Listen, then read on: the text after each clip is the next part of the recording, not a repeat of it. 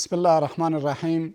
الحمد لله رب العالمین و الصلاة والسلام علی سید الانبیاء والمرسلین محمد و علی آله و صحبه اجمعین. اما بعد، بینندگان بسیار عزیز و گرامی، السلام علیکم و رحمت الله و برکاته. امیدوارم در هر کجای دنیا هستید لحظات خوب و خوشی رو داشته باشید. امروز در رابطه با نقش توحید بر سعادت انسان، چگونه توحید و یکتاپرستی باعث سعادت انسان و خوشبختی انسان میشه صحبت خواهیم کرد. واقعیت این هست که کسانی که خدای یگانه رو پرستش میکنند و تنها یک پروردگار رو عبادت و بندگی میکنند و تنها یک الله رو قبول دارند، بیشتر از کسانی که معبودان متعددی رو عبادت و پرستش و بندگی میکنند احساس سعادت و خوشبختی میکنند، برای اینکه اونها با یک معبود و با یک پروردگار سر و کار دارند و تلاششون این هست که تا یک معبود و یک پروردگار و یک رب رو راضی و خوشنود نگه دارند. برخلاف کسانی که به الله متعال شرک می‌ورزند، معبودان مختلفی رو عبادت و پرستش و بندگی میکنند، اونها تلاش میکنند، یک روز تلاش میکنند این معبود و این رب رو راضی نگه دارند و یک روز تلاش میکنند اون معبود و رب دیگر رو راضی نگه دارند و چه بسا اینها هم با یکدیگر تناقض داشته باشند و نتوانند اینها رو راضی نگه دارند. الله متعال در سوره مبارکه زمر در قرآن کریم می‌فرماید: ضرب الله مثلا رجلا فیه شرکاء متشاکسون. الله متعال مثال میزند مردی رو که درش شریک‌هایی وجود دارند که متشاکسون، با یکدیگر تناقض دارند. شما فرض کنید یک نفر خدمتگزار یا برده 5 نفر هست یا 10 نفر هست که درش شریک هستند. این 10 نفر یا 5 نفر هم با یکدیگر تضاد و تناقض دارند. یکی میگه برو، یکی میگه بیا، یکی میگه بنشین، یکی میگه بلند شو، یکی میگه به چپ برو، یکی میگه به راست برو، یکی میگه شمال برو، یکی میگه جنوب برو. در نتیجه این فردی که چنین باشد و رجلا سلما لرجل، و یک نفر که تنها یک صاحب دارد و یک ارباب دارد، اینها برابر نیستند. قرآن کریم میفرماید هل یستویان مثلا، آیا این دوتا گروه و این دوتا فرد انظر مثال با یکدیگر مساوی هستند؟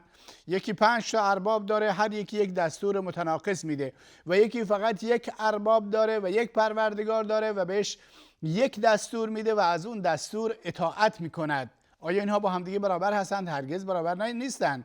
فرد اول در حیرانی است، در سرگردانی است، نمیداند دستور کدوم یک از اربابها رو اجرا بکنه و بهش عمل بکنه. اما فرد دوم خیالش راحت است، وقتی که دستوری داده می شود به اون دستور عمل می کند. انسان مؤمن، انسان یکتاپرست این گونه هست، فقط از پروردگار واحد و احد و صمد پیروی و اطاعت می کند و خیالش راحت هست، دیگه حیران و سرگردان نیست.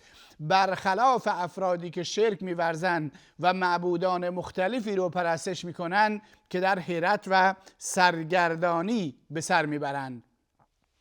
در آیه دیگر الله متعال می‌فرماید و قل الحمد لله الذی لم یتخذ ولدا ولم یکن له شریک فی الملک ولم یکن له ولی من الذل و کبره تکبیرا. بگو که حمد و ستایش از آن الله و معبودی است که لم یتخذ ولدا، فرزندی انتخاب نکرده. این پروردگار رو ستایش بکنید که فرزندی انتخاب نکرده، فرزندی ندارد. اصولا اگر فرزند می داشت شما سرگردون بودید، حیران بودید، از خودش اطاعت بکنید، از فرزندش اطاعت بکنید. چه بسا فرزندش دستوری میداد، خودش دستور دیگری میداد و انسانها پراکنده میشد و انسان سرگردون میشد. اما حمد و ستایش از اون پروردگاری است که هیچ فرزندی رو برای خودش انتخاب نکرده. ولم یکن له شریک فی الملک، و هیچ گونه شریکی در پادشاهی هم ندارد. اگر شریکی می داشت، 2 تا پادشاه می بودن در روی زمین، 2 تا پروردگار می بودن، 2 تا معبود می بودن، هر یکی دستوری میداد و در روی زمین فساد می شد. این میگفت این دستور رو شما انسان‌ها اطاعت بکنید، اون یکی دیگه میگفت اون دستور دیگه رو اطاعت بکنید و باز هم مشکل وجود داشت و ما دچار مشکلات اساسی هستیم. ولم یکن له ولی من الذل، و همینطور ولی و سرپرستی ندارد که او را حمایت بکند و بلکه خودش بی‌نیاز از هر گونه ولی و هر گونه سرپرست هست. اینها همه برای ما نعمت هستند، برای اینکه ما یک سو هستیم و از یک پروردگار اطاعت میکنیم و در صورتی که از یک پروردگار اطاعت بکنیم احساس سعادت بیشتری میکنیم. این هست که اصولا توحید باعث سعادت می شود، برعکس این شرک باعث حیرت، باعث سرگردانی و باعث این می شود که انسان نداند از کدوم معبود و چگونه در واقع پیروی و پرستشش بکنه. در آیه دیگر الله متعال می فرماید الذین آمنوا ولم یلبسوا ایمانهم بظلم اولئک لهم الامن. کسانی که ایمان آوردن و ایمانشون رو با ظلم یعنی به شرک نیالودن، به الله متعال شریک نورزیدن، اولئک لهم الامن، اینها برای اونشون امنیت وجود داره، امنیت درونی، امنیت بیرونی، احساس آرامشی که برای اونها وجود دارد.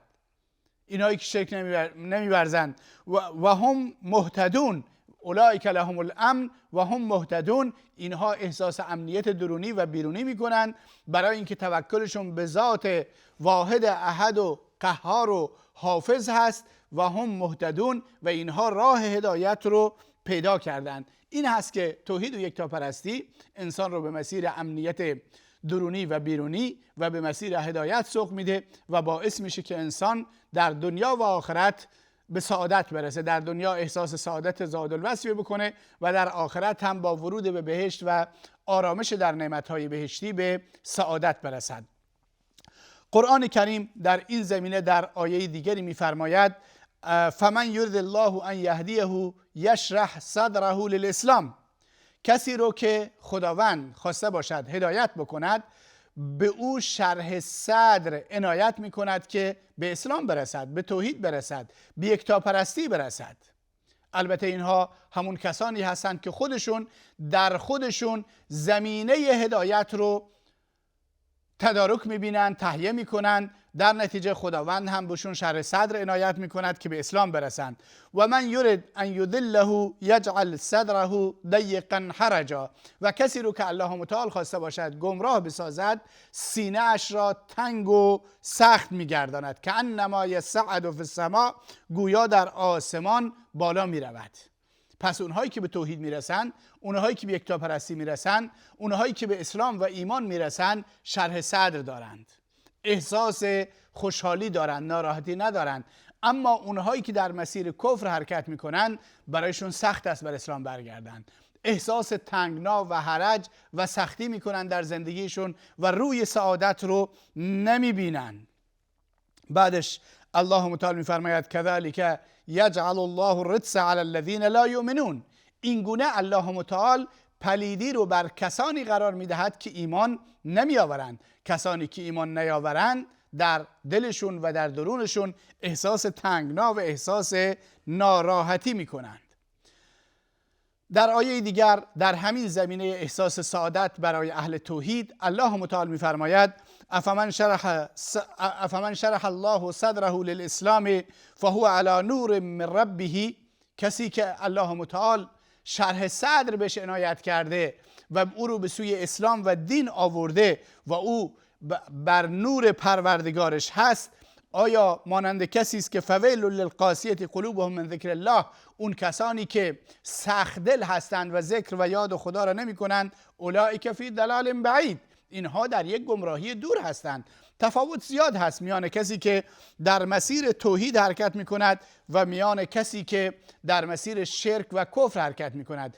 کسانی که ذکر خدا را میکنند، یاد خدا را میکنند، ایمان به پروردگار دارند، مانند افراد زنده هستند و کسانی که ذکر و یاد پروردگار را نمیکنند و ایمان به توحید و یکتاپرستی ندارند، مانند افراد مرده‌ای هستند. او من کان میتا فاحییناه و جعلنا له نورا یمشی به فی الناس. آیا کسی که مرده بود ما او رو زنده کردیم و برایش نوری قرار دادیم، نور ایمان، نور توحید، نور یکتاپرستی که به وسیله اون این نور در میان مردم حرکت میکند. کمن مثله فی الظلمات لیس بخارج منها. مانند کسی که مثالش مانند کسی است که در ظلمات و تاریکی هاست و از تاریکی ها بیرون نمی رود.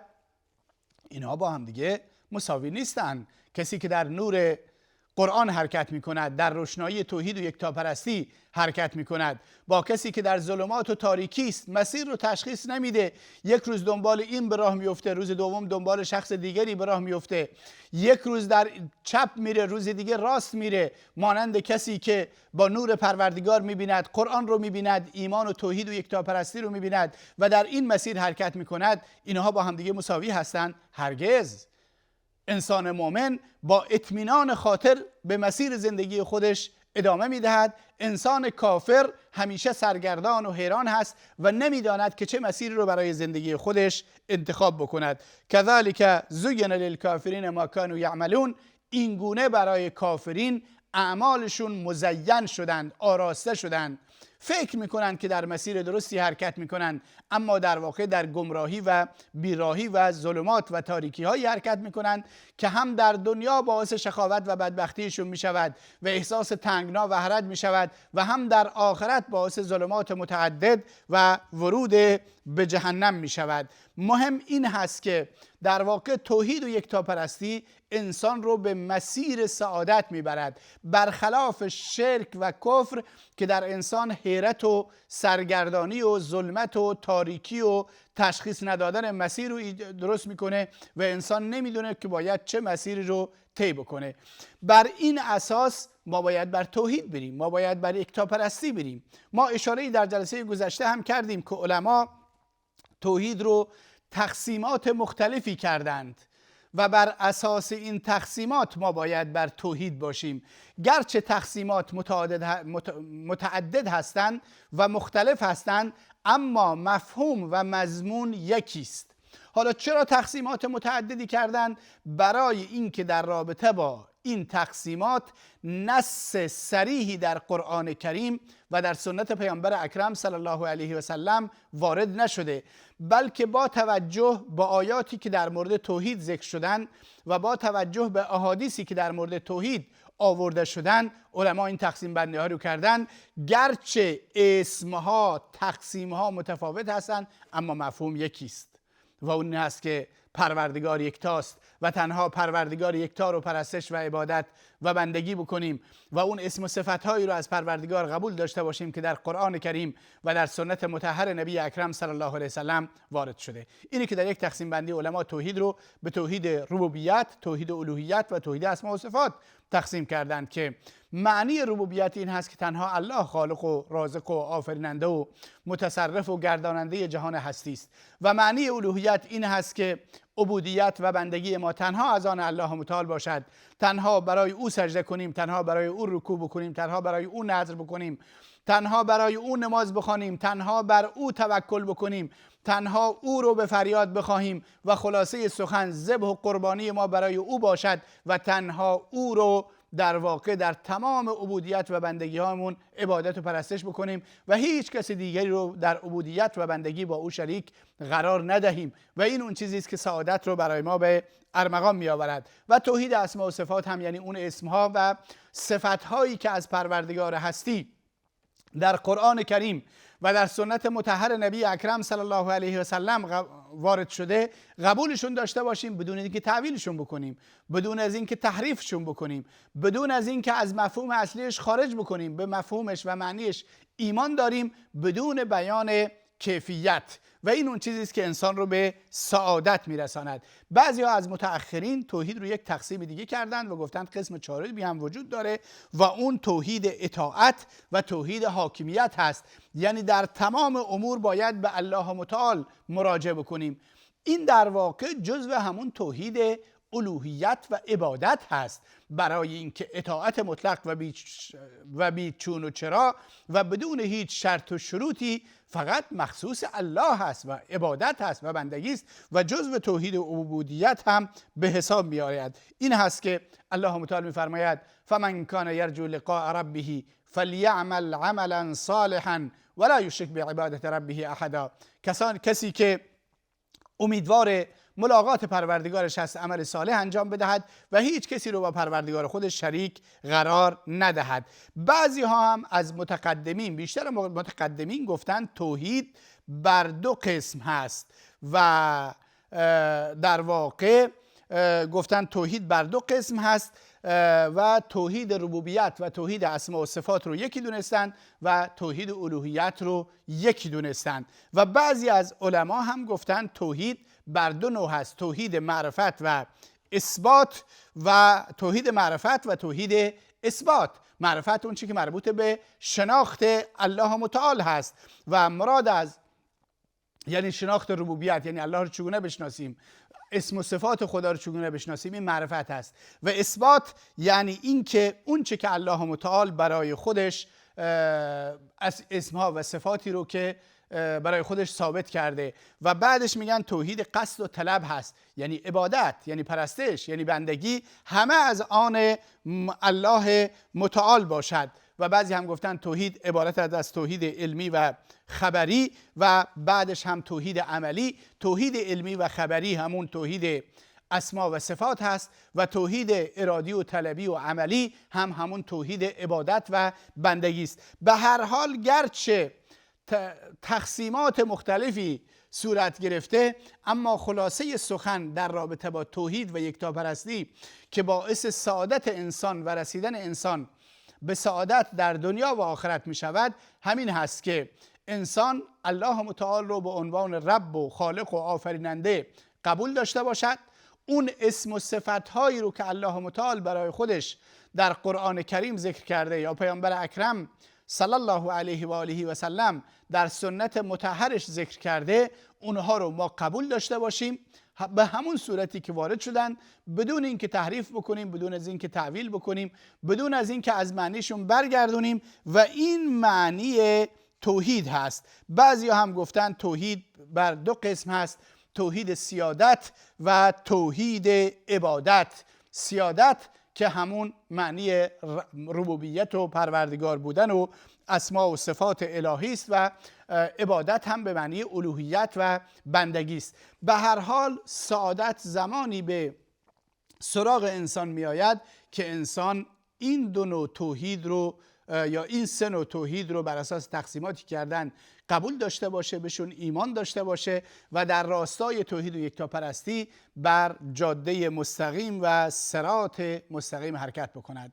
امیدوارم الله متعال به همه ما توفیق عنایت بکند که در راه دین و اسلام و توحید حرکت بکنیم و این گونه سعادت در دنیا و آخرت نصیب ما بشه. از اینی که ما رو در این جلسه همراهی کردید از شما تشکر میکنم. تا جلسه دیگر و وقتی دیگر، خدا یار و نگهدارتون.